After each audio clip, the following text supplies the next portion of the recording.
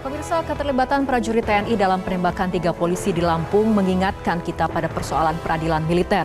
Peradilan militer bagi prajurit TNI yang melanggar pidana umum dinilai tidak memberi efek jera. Dualisme sistem peradilan juga dikhawatirkan memicu pembiaran bila pelanggaran hukum dilakukan oleh tentara. Selain itu, pemirsa, pekan ini Lembaga Penyelidikan Ekonomi dan Masyarakat Universitas Indonesia merilis hasil jajak pendapat di kalangan ahli ekonomi. Hasilnya, mayoritas responden menilai kondisi perekonomian Indonesia tengah suram. Apakah Indonesia berada di ambang resesi ekonomi? Masih di pekan ini, pemirsa, arus mudik mulai mewarnai pemberitaan. Di tengah pemangkasan anggaran kementerian dan lembaga negara, apa dampaknya terhadap kelancaran, keamanan, dan kenyamanan para pemudik lebaran? Reportase dan analisa 3 berita yang menjadi perhatian pemirsa telah kami siapkan untuk Anda. Anda juga dapat berpartisipasi dalam jajak pendapat Top Report yang kami lakukan setiap Rabu melalui akun media sosial X @metro_tv dan akun Instagram @metrotv. Bersama saya Fitri Megantara, inilah Top Report.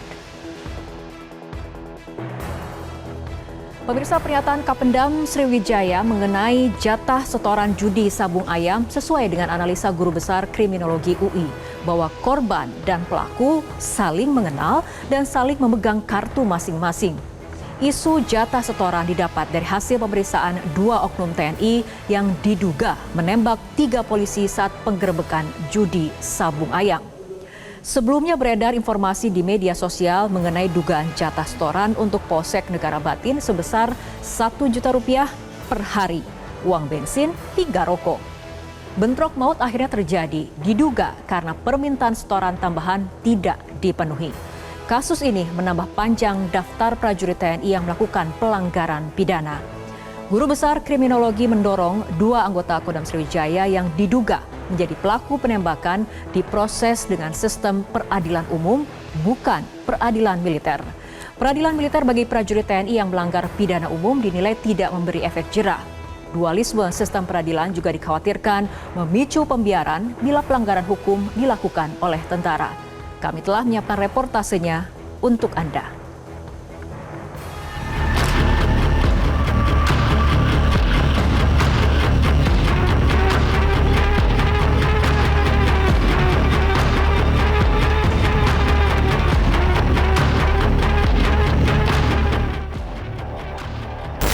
Pemirsa, Kodam Sriwijaya mengklaim Detasmen Polisi Militer Lampung sudah menahan 2 anggota TNI terduga pelaku penembakan 3 polisi yang menggerebek judi sabung ayam di Kabupaten Waikanan, Provinsi Lampung pada awal pekan ini. Kopral Kepala Basar dan Pembantu Letnan 1 Lubis adalah anggota Posayon Militer di Kecamatan Negara Batin. Kepala Penerangan Kodam Sriwijaya menggunakan frasa menyerahkan diri dan dijemput dalam penangkapan anggotanya oleh tim gabungan Kodim, Korem, serta polisi militer. Tim gabungan Kodam Sriwijaya dan Polda Lampung saat ini masih melakukan investigasi sehingga TNI belum membuka peran serta motivasi pelaku penembakan. Isak tangis pecah saat 3 jenazah polisi korban penembakan TNI tiba di Rumah Sakit Bayangkara Polda Lampung untuk menjalani proses autopsi. Kapolsek Negara Batin Ibtu Lusianto serta 2 anak buahnya Bribka Petrus Aprianto dan Bribda Galip Suryaganta tewas ditembak dalam penggerebekan lokasi perjudian sabung ayam di Kampung Karangmanik, Kecamatan Negara Batin, Kabupaten Waikanan, Provinsi Lampung. Di lokasi inilah, pada Senin 17 Maret lalu, pukul 16.50 waktu Indonesia Barat, 17 personel Polres Waikanan mendatangi tempat sabung ayam. Saat tiba di lokasi, mereka langsung diberondong tembakan. Kapolda Lampung dan Rem Garuda Hitam, Denpom dan Pomdam Sriwijaya menyaksikan langsung olah tempat kejadian perkara. Polisi menemukan sejumlah barang bukti seperti perlengkapan judi ayam dan 12 longsong peluru. Guru Besar Kriminologi UI Adrianus Meliala menilai insiden ini diduga terjadi karena menjelang Lebaran, Polri melakukan pembersihan tindak pidana penyakit masyarakat. Kalau dilihat dari berbagai pemberitaan dewasa ini, para pelaku juga adalah orang setempat, ya dan suprabil di setempat yang tentu tidak mungkin tidak dikenali atau tidak mungkin tidak saling mengenal antara dia dengan Kapolsek, kan begitu. Bahkan kalau dalam istilah saya, masing-masing sebetulnya sudah punya kartu masing-masing lah.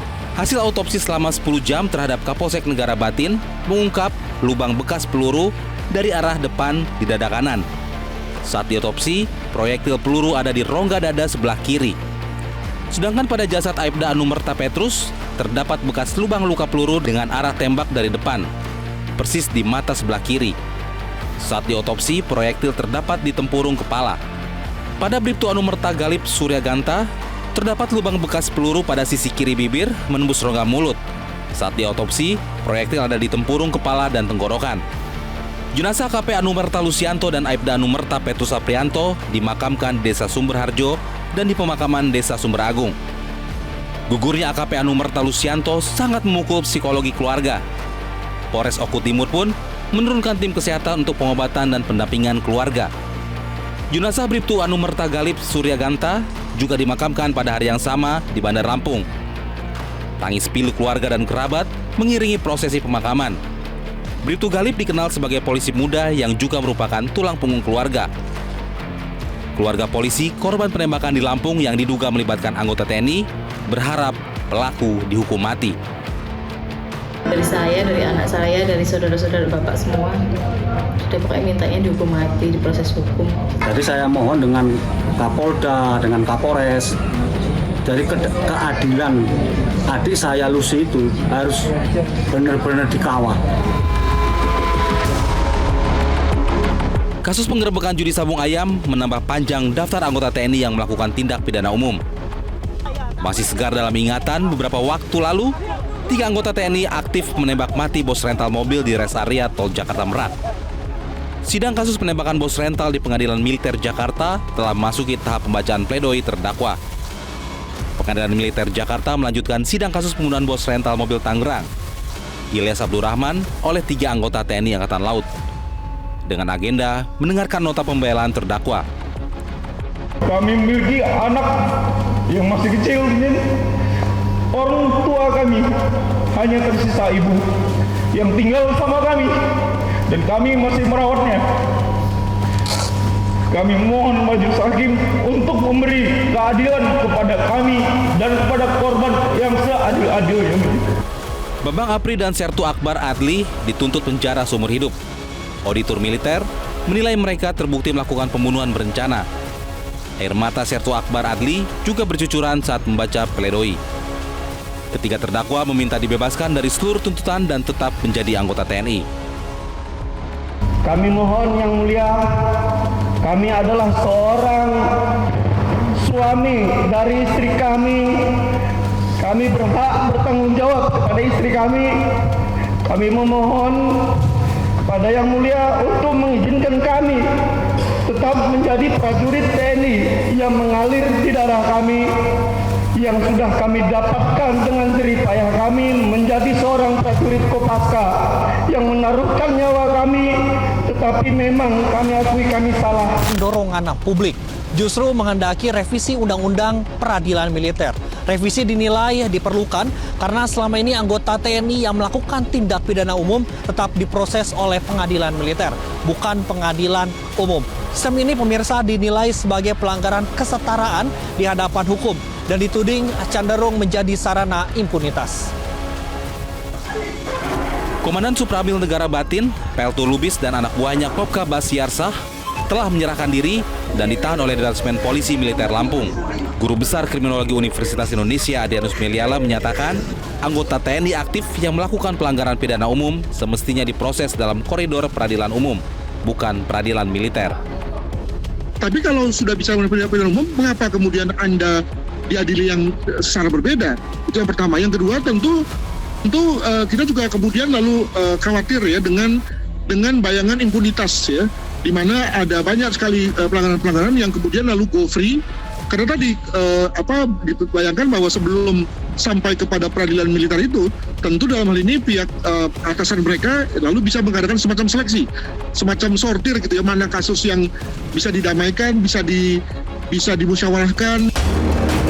Walau terduga pelaku telah menyerahkan diri dan polisi telah mendapat keterangan saksi, tidak berarti polisi langsung menetapkan tersangka. Dalam konferensi pers, Pangdam Sriwijaya bahkan meminta media jangan salah memberitakan status hukum 2 anak buahnya yang terlibat penembakan polisi masih berstatus saksi. 2 orang oknum ini statusnya sekarang masih sebagai tersangka. sebagai saksi ya. Jadi jangan dibilang lagi tersangka dan sebagai saksi ya. Saksi kita minta keterangan karena untuk menjadi dia sebagai tersangka itu kan butuh barang bukti, butuh saksi-saksi yang lain memperkuat dan nanti dari olah TKP bisa seperti itu. Kapolda Lampung Irjen Helmi Santika mengatakan, dari hasil pemeriksaan 13 saksi mata, 4 diantaranya mengaku melihat langsung insiden penembakan yang dilakukan terduga pelaku terhadap 3 anggota Polsek Negara Batin dengan menggunakan senjata laras panjang. Saksi juga menyebut arena judi sabung ayam yang digerebek ini dimiliki oknum TNI yang melakukan penembakan. Namun Kodam Sriwijaya belum pernah membahas soal senjata laras panjang yang diduga dibawa ke tempat umum. Yang dibahas justru soal maraknya senjata api rakitan di lokasi judi sabung ayam. Daerah lokasi yang digunakan dalam kegiatan sabung ayam ini, ya kalau kita sebut daerah yang istilahnya apa itu? Texas hitam. Artinya senjata-senjata yang beredar yang sudah temurun lah kalau kita ketahui ini. Guru Besar Kriminologi Universitas Indonesia menilai resistensi TNI terhadap sistem peradilan umum dapat melemahkan penegakan hukum. Tapi langsung dibawa ke resistensinya, langsung dibawa ke arah bahwa saya tentara, kamu tidak boleh tahan saya gitu. Jadi langsung dibawa kepada konteks hubungan antara TNI dan Polri. Terlepas daripada perbuatannya, langsung isu tentang TNI Polri dibawa-bawa, dan itu lalu menjadi tidak mengenakan karena itu akan amat berpotensi untuk membuat hubungan antara dua lembaga ini menjadi tegang. Pemirsa, dalam TAP MPR nomor 6 tahun 2000 menjadi tonggak pemisah antara peran TNI dan juga Polri dalam kehidupan bernegara. Mandat TNI adalah pertahanan untuk menjaga kedaulatan, sedangkan mandat Polri adalah menjaga keamanan dan ketertiban serta penegakan hukum. Perbedaan peran itulah yang akhirnya kerap memicu benturan di lapangan. Karena itu TNI dan Polri adalah institusi bersenjata. Tidak jarang bentrokan berujung pada jatuhnya korban jiwa. Peradilan umum terhadap anggota TNI ini perlu dilakukan agar sesuai dengan amanat Undang-Undang TNI, yaitu untuk bentuk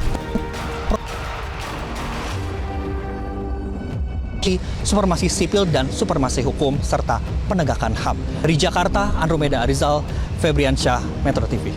Jelajahi cara baru mendapatkan informasi. Download Metro TV Extend sekarang.